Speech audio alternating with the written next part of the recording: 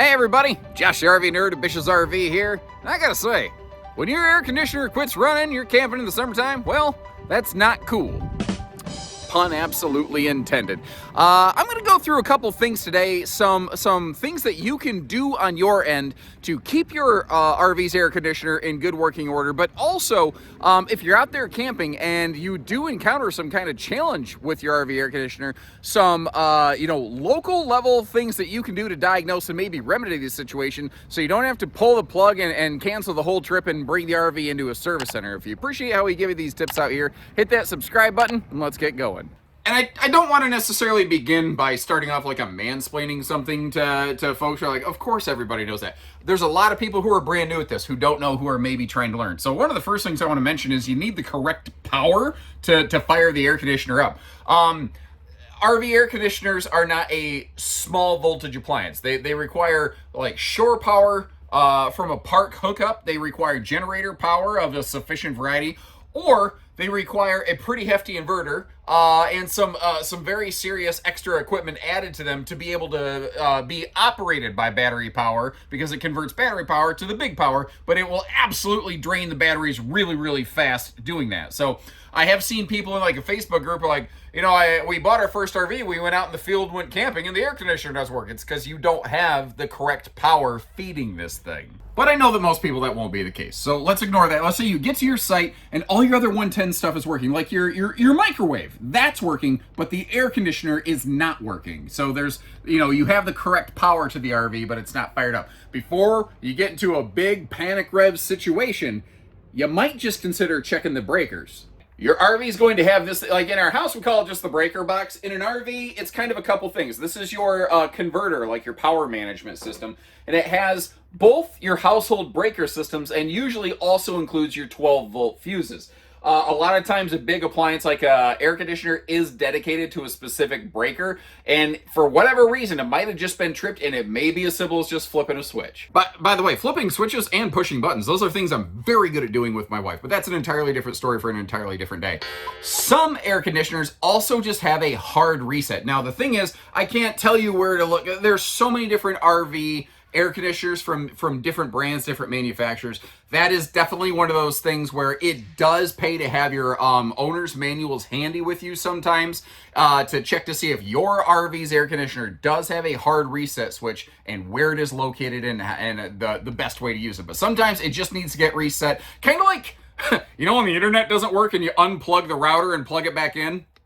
Like that. Another kind of weird thing you can run into sometimes is your RV air conditioner will turn on and off repeatedly. There can be a couple different weird causes for that. One of the most common causes there is that you just don't have enough power coming into the RV to fully supply all the systems like a big draw item like an air conditioner.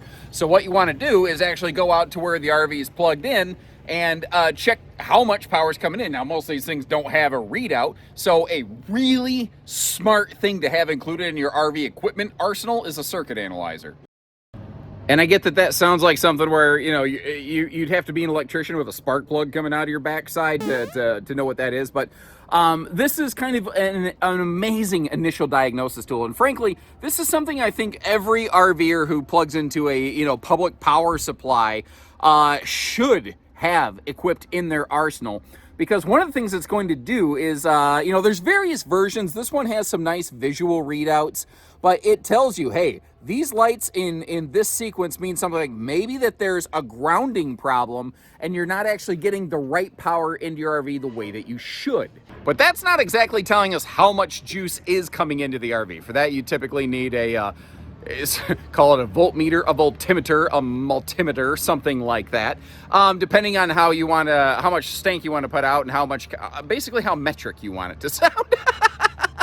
But the point here is you kind of want to measure how much power is coming off the park pole, because if you're not getting the correct amperage coming into your RV, then things are not going to work properly. And this is the thing that a lot of people don't understand. Not enough power coming into an electronic system can be just as bad and damaging as too much power coming into a system.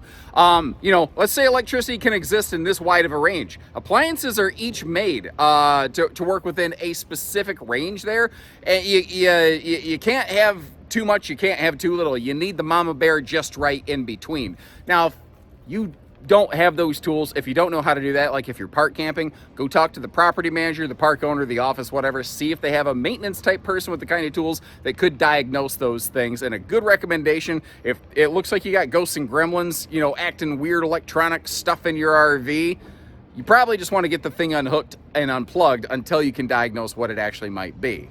But sometimes you really just kind of want to look around the RV to see what else might be running. Like you might have the proper power coming in, the air conditioner cycling on and off a lot. You're like, what is going on here? It could be that you're just using up too much power. Because the funny thing with RVs nowadays is they actually can have appliances whose total power consumption can exceed the RV's expected power inlet. So let's say you've got like 2 air conditioners and you have an electric fireplace and you have a microwave running and coffee makers and stuff like that. You might actually be using too much power. Now, typically when that's the situation, you will end up popping a breaker. So it's usually pretty obvious. But occasionally, the RV air conditioner's compressor just gets starved and the compressor will drop down without actually popping a breaker. And you're sitting here going, what is going on with this thing? You might just need to turn a couple other things off and then turn each object back on one by one until you sort of find that power consumption sweet spot. What if it's been running, but it just feels like lately here it's not blowing cold, or you know, you haven't used it since last fall and now it's spring and this thing isn't blowing cold? I would ask you the question, when's the last time you cleaned your filters and your whole condenser coil system? So first of all, the easy things, checking the air filters inside the RV. There's different types of RV air conditioners and they have different types of air filters. Now I'm not left-handed.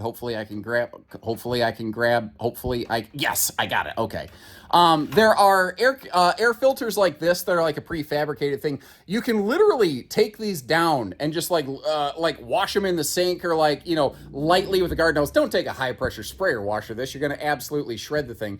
But there are also some RV air filter types where it just looks like this, you know, foam mesh effectively. And that stuff you often take down and replace. Like you can get rolls of replacement air conditioner filter foam online at various stores, or you know, have it sent right to your house, whatever the case may be there. So this is something you can do pretty quick and easy inside the RV. But if you watch a lot of my RV video tours, you know that some brands, more commonly Jayco nowadays and fewer brands otherwise, you'll hear me say, if you don't see the square, you won't hear the air, because they have this whisper ducted air system. They do still have those same air filters. The little air intake on the left and right sides of the RV by the sidewalls, you have 2 of them, 1 on each side. That's where your filters would be that you would clean. So that's the stuff you do inside.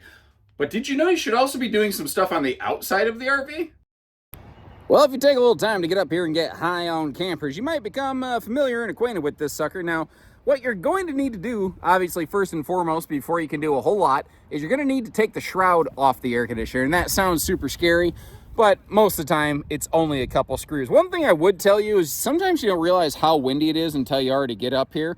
And that is a lightweight, big sail. If it's a windy day, you may want to carefully get that down to the ground before it goes flying all over the place and lands and hits somebody in the face or breaks or both. When you peel that thing off, you're going to see usually things like your evaporator coils, your condenser coils. You're going to see these like vertical metal fins. And basically, you just want to eyeball everything to make sure it's clean. If that stuff gets gunked up, your air conditioner is not going to cool effectively anymore. Now, sometimes you have a second cover once you reveal the first cover. It's like coverception for your air conditioner. Oh, I'm sitting on my ankles. This hurts. Let me adjust here real quick. Anyway, there are specific cleaners and stuff, chemical cleaners you can use to help with these. I always like to just kind of go over it with just like a rag or a brush, get a lot of that initial sort of dirt and debris knocked off of there before I get too far along and start throwing a bunch of chemicals on the thing. The funny part is I have a lot of my maintenance done here at the store, so I'm not personally really well versed and familiar with the different chemicals that are out there, and I would love to crowdsource some info and actually hear from you and learn from you, folks who have got up here and done this. What are the sprays and things that you recommend for cleaning off these coils? Now, I should have led with this. This is really, really important. Before you go spraying anything on or messing with this whatsoever, you need to cut all power to the RV. You need to unplug the thing. I highly recommend actually detaching the batteries because there are both 12 volt and 110 systems involved up here with your air conditioner. And if you start spraying any sort of liquid around something that has electricity going, well, obviously, I don't think we all know that doesn't mix very well. The other thing you want to do when you're up here, once you're done with your coils, is just like look at the actual fan motor and everything. Is it dirty? Is it dusty? Just do a quick surface wipe down, maybe some compressed air, something like that. But you got to get all the gunk and junk off this thing or it's not going to work effectively, and then you're going to be sweating to the oldies all summer like Richard Simmons. By the way, that filter cleaning and cleaning those condenser coils, that's something you should probably be doing at least once annually. But I will say, it really varies depending on where you camp. Like if you're camping where it's really dirty, dusty, stuff like that, you get a lot of the little like cotton sort of floaty things that scream through the air and gum stuff up. You might need to accelerate that regimen. You might need to do it 2-3 times a year. It just depends. You're gonna know because your air is not gonna be blowing cold. Now, one of the kind of X factors in the whole air conditioner equation here is that it has its control module. You have the thermostat thing over here, assuming centralized air. Non-centralized air conditioners, you just actually flip the knobs. But if you actually have a thermostat for your RV air conditioner, if this thing goes screwy sideways or something's not right over here, it's not getting the proper power supply. It's very likely your air conditioner itself doesn't actually have anything wrong with it, but will not function properly. That can be a little trickier to diagnose. That's one of those things that our Bish Fix program kind of helps do some RV telehealth to help people figure out if you're a Bish's customer. Is it this before you go too far along? Because this is not necessarily a hard and super expensive replacement. If you can avoid spending a lot of money on a whole air conditioner and just replace this, well, that's great. Hopefully it's none of that, but we always like it to be the smallest problem possible, right? A very different kind of concern you might have with your air conditioner is I've seen some people, again, in like Facebook groups or something, say like, oh, help, what is going on? There's actually water dripping from my air conditioner or my central air vents. And you're going to get a cacophony of crazy feedback from the crowd. A lot of people are going to say, well, you obviously have a leak. You actually might not. If you only have air coming from your vents, what might be happening is your RV air conditioner's drainage system may be plugged up or directed incorrectly. If you actually notice during the summertime when a lot of RV air conditioners are running, there's always a dribble of water coming down the roof line. That's because these things actually are dehumidifying. The cooling effect we feel is actually primarily a side effect of the dehumidification process that the RV air conditioner is performing at the time.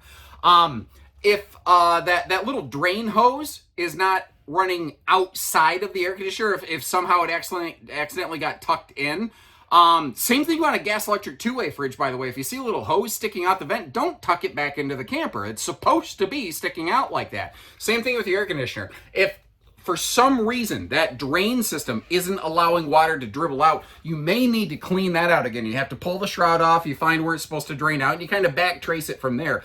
But a lot of times, if you see water coming only from the air conditioner or the vents, it's because it got stuck and contained within the air system, and it's probably not a whole thing. Now, here's the scary part. If it's been doing that a while, your central air vents may have some sort of like potential, mold in them. Cleaning air ducts is not exactly an easy thing. I don't really know a good way to recommend you to do that, but that's a thing to keep in mind. If you catch it right away, probably not a big deal. If you don't, it might be a little more of a problem. And there might be a couple other little tidbits to consider. I won't sit here and claim to know everything. This is the majority of what I've learned from my years of doing this and being around it. Those are kind of the owner level DIY solutions that I kind of know of to help get people back up and running and keep them out in the campsites. If that stuff isn't working though, you may need to call for like mobile service, schedule an appointment to get something brought in, get it more officially diagnosed, and it may be more of a major like actual system failure. Hopefully not. Oh, I just thought of another thing. If your RV is a little bit older, the air conditioner is not blowing cold anymore, you may need to check the coolant. Now, the funny thing is a lot of RV air conditioners, they're not built with like a rechargeable coolant system, but there's a lot of people who have made an entire career out of recharging RV air conditioner systems that they can basically install a port on it to make it rechargeable. I have no idea how invasive that is or what it costs, but they do have coolant, and kind of like occasionally need to get your vehicle's dash air recharge. An RV air conditioner can be kind of the same thing. So I hope this was useful and valuable for you today. I know it may not, you see it on camera, but I walked all over the lot making this today. If you found value in this, if it was useful, drop me a little note. So say thanks, nerd. Subscribe if you're new. We've got other tip videos and all kinds of things out there for you. Or maybe consider sharing this to like one of your favorite RV social groups just to help get the information out there, help everybody camp better. You know, the boat goes further when we all row together kind of thing.